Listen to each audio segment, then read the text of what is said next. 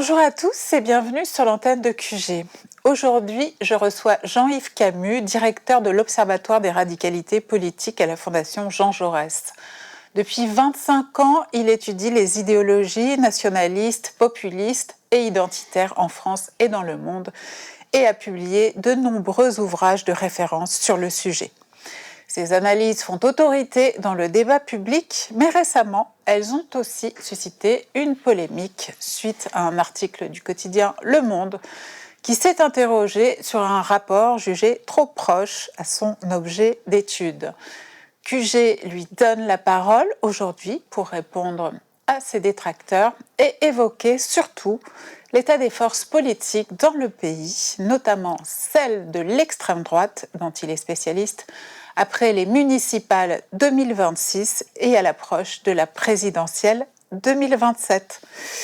Bonjour Jean-Yves Camus. Bonjour. Et merci d'être avec nous à nouveau sur l'antenne de QG. Merci de me recevoir. Alors, je ne sais pas si vous serez d'accord avec moi, mais il me semble qu'un des grands procédés rhétoriques de l'extrême droite en ce moment, c'est justement de nier sa propre existence. Quand on écoute les salariés de CNews ou les intervenants sur la chaîne de Vincent Bolloré, ils ne cessent de se questionner, mais qu'est-ce que c'est que l'extrême droite finalement? Ça n'existe pas, ça n'existe plus. Alors, aujourd'hui, je tiens l'un des grands spécialistes de la question. L'extrême droite, qu'est-ce que c'est exactement et quelle définition en donnez-vous?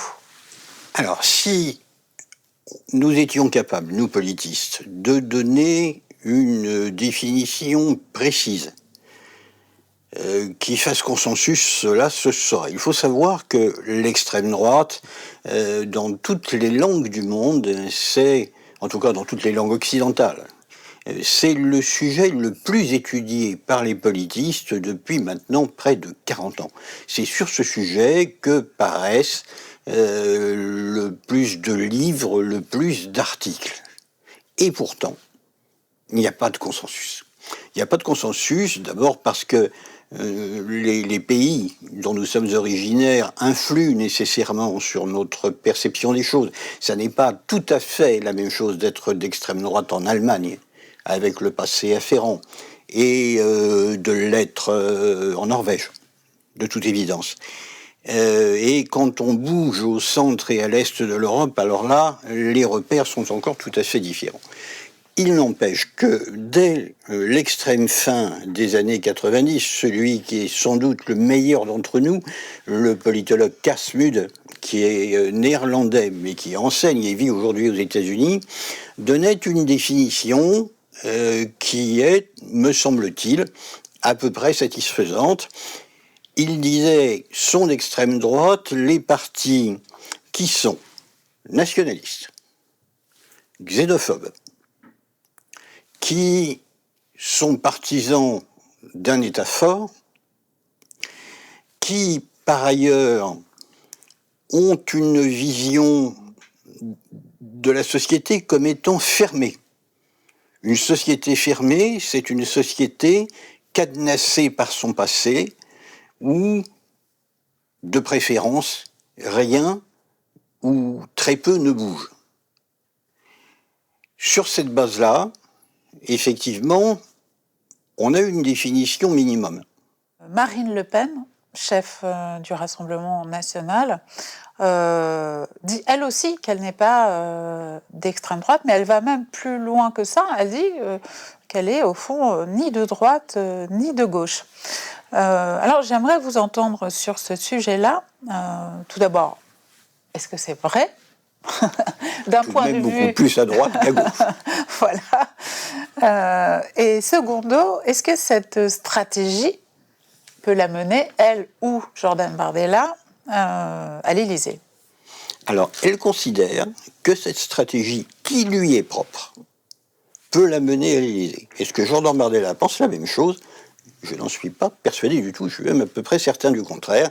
Il a pris une inflexion beaucoup plus libérale qui correspond aussi à sa génération.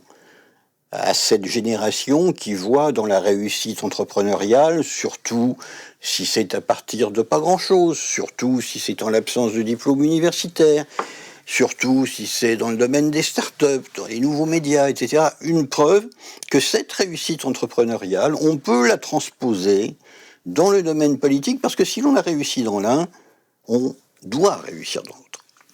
Marine Le Pen, elle est de sa génération.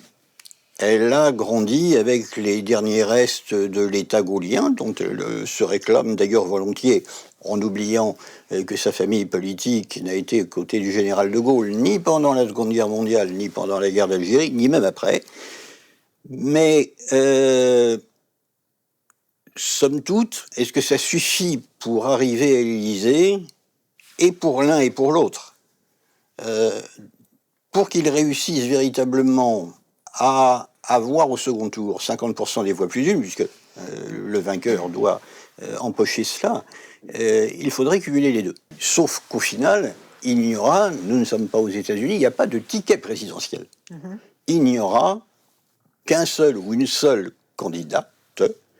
On connaîtra le résultat des courses judiciaires au mois de juin, lorsque le verdict du procès en appel qui vise Marine Le Pen sera rendu, et qu'on saura à ce moment-là si oui ou non, comme elle l'a évoqué. Elle a dit qu'elle ne ferait pas campagne sous bracelet électronique, et que donc elle céderait la place. C'est le bon sens même.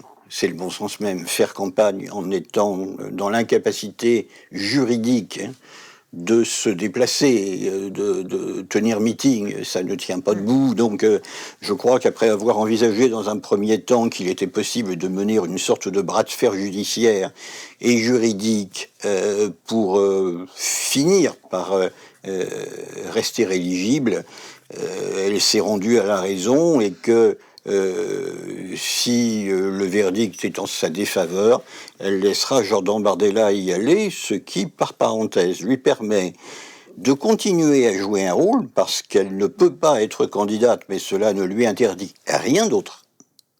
Et ensuite, elle peut aussi choisir de laisser Jordan Bardella se faire battre et expliquer ensuite que la stratégie de son tandem et concurrent n'était pas la bonne.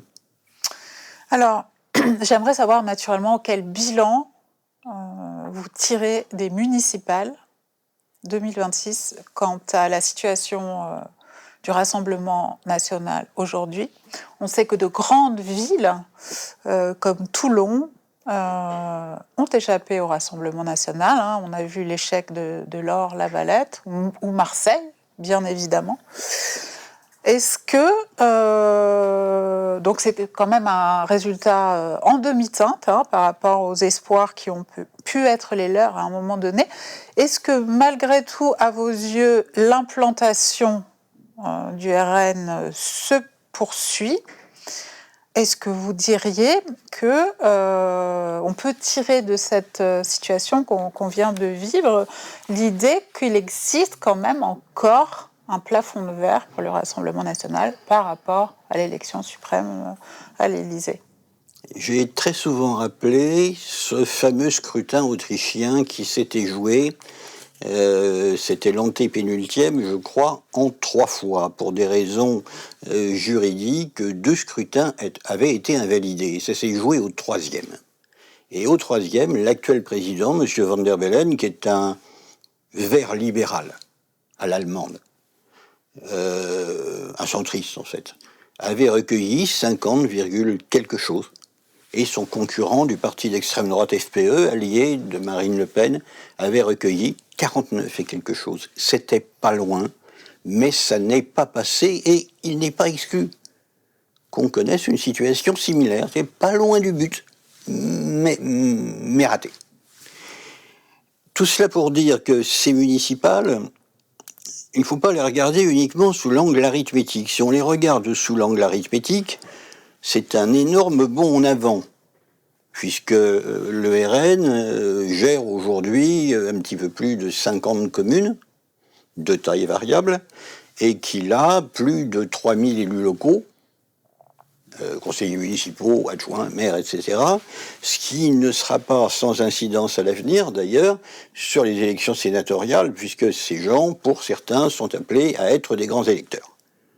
Mais quand on regarde dans le détail, effectivement, il y a des prises de guerre qui manquent. Je crois que Toulon est l'exemple le plus probant parce que tous les sondages donnaient, en tout cas jusqu'à l'immédiate avant-élection, la victoire à Laure-Lavalette et que finalement, cela n'a pas marché. Et là, il s'en est pas fallu d'un cheveu. La victoire de la maire sortante est tout de même assez nette. Alors, qu'est-ce qui s'est passé ? Il s'est peut-être passé que pour la génération d'électeurs de mon âge, voire un petit peu plus jeune, les souvenirs de la gestion très très erratique du Front National à Toulon entre 1995, oui, à partir du milieu des années 90, ont quand même laissé des traces. Et que certains se sont dit, on ne va pas de nouveau leur laisser les clés du camion. C'est une ville de plus de 100 000 habitants, hein, c'est une grosse destination touristique, c'est un grand port, voilà, il y a de vrais enjeux.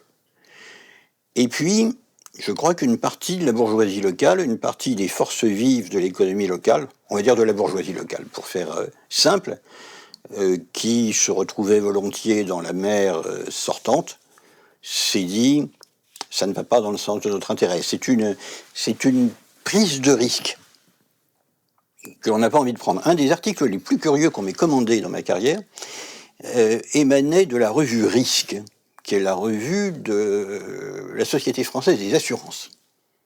Donc c'est une revue très, très pointue, destinée à des assureurs et à des actuaires, qui m'avait demandé de mesurer la façon dont les électeurs du Rassemblement national, enfin du FN à l'époque, évaluent le coefficient risque de leur vote. Est-ce qu'ils l'anticipent ? Est-ce qu'ils sont prêts à le prendre ? Est-ce que c'est déterminant ? Est-ce que c'est secondaire ? Eh bien, oui, il y a un coefficient risque. Et tout le monde n'est pas prêt à le prendre. Parce que l'exemple de Toulon, ville qui n'est pas gagnée, il se reproduit dans la plupart des grandes villes de France. Dans les métropoles, ça ne fonctionne pas. Ça ne fonctionne pas à Marseille, parce que quand la gauche s'unit, elle reste majoritaire. Ça ne fonctionne pas à Nice, parce que si Éric Ciotti n'avait pas été là, avec son enracinement local, avec aussi son discours qui colle totalement à la réalité d'une ville qui a été gérée par Jacques Perrat, FN, par Jacques Médecin, qui ne l'était pas, enfin qui développait un discours qui était tout de même pas si loin, et même par son père, Jean Médecin, qui, par parenthèse, a fait un petit temps de compagnonnage avec le PPF avant la Seconde Guerre mondiale. Si Ciotti n'avait pas été là, et avec lui toute son équipe, je ne suis pas certain que le résultat aurait été le même. Donc au final, où est-ce que le RN se développe ? Il se développe par capillarité à partir d'un certain nombre de bastions qu'il tient solidement et où, à partir de l'exemple de la gestion d'une ville, on en infère 5 ou 10 kilomètres plus loin que finalement ça marche pas si mal. Alors la plupart de ces clusters en fait de municipalités RN est facilement identifiable. Un tout petit peu autour de Perpignan, avec 2 communes gagnées dans le département des Pyrénées-Orientales et Louis Alliot réélu à Perpignan dès le premier tour.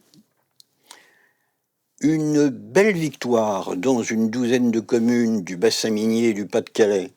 Mais s'il semble que la gestion des Nains-Beaumont est convaincue dans le Pas-de-Calais, dans le département du Nord, où on a aussi des zones anciennement vouées au même type d'activité et tout aussi sinistrées depuis tout aussi longtemps, ça ne marche pas du tout. Ils ne gagnent pas une seule ville. Donc, ça va être un enjeu, pour nous évidemment, mais aussi pour eux, de voir pourquoi ça a marché dans un département et pourquoi ça n'a pas marché dans celui d'à côté.